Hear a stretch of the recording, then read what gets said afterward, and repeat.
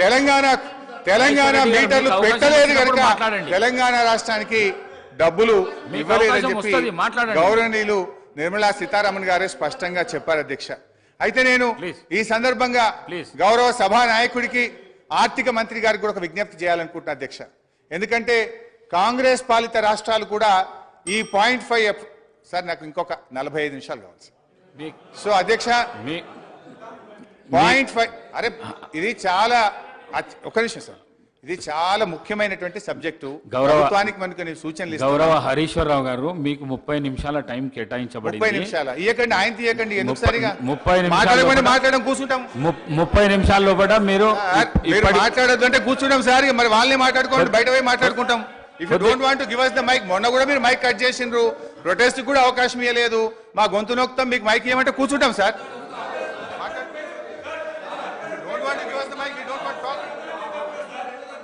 నేను నా మాట కొద్దిగా వినండి.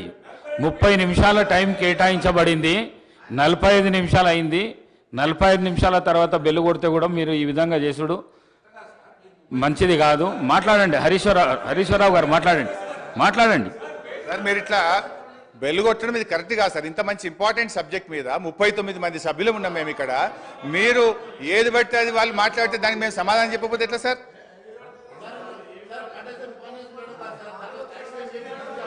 సో అధ్యక్ష, మేము అధ్యక్ష ఈరోజు మీ ద్వారా ప్రభుత్వాన్ని నేను కోరుతా ఉన్నా అధ్యక్ష. ఇవాళ కాంగ్రెస్ పాలిత రాష్ట్రాలు రాజస్థాన్, హిమాచల్ ప్రదేశ్లు కూడా ఈ బోరుబావుల దగ్గర మీటర్లు పెట్టమని ఈ 0.5% FRBM ను వారు 0.5% FRBM ను వాళ్ళు యూటిలైజ్ చేసుకున్నారు అధ్యక్ష.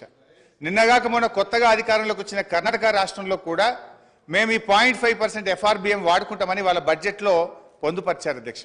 నేను దయచేసి ప్రభుత్వాన్ని కోరుతా ఉన్నాను, మీరు ఎట్టి పరిస్థితుల్లో కూడా మరి బోరు బావుల దగ్గర మీటర్లు పెట్టడానికి అంగీకరించొద్దని, ఈ 0.5 FRBM ను తీసుకోవద్దని కూడా మీ ద్వారా నేను ప్రభుత్వాన్ని కోరుతా ఉన్నాను అధ్యక్ష.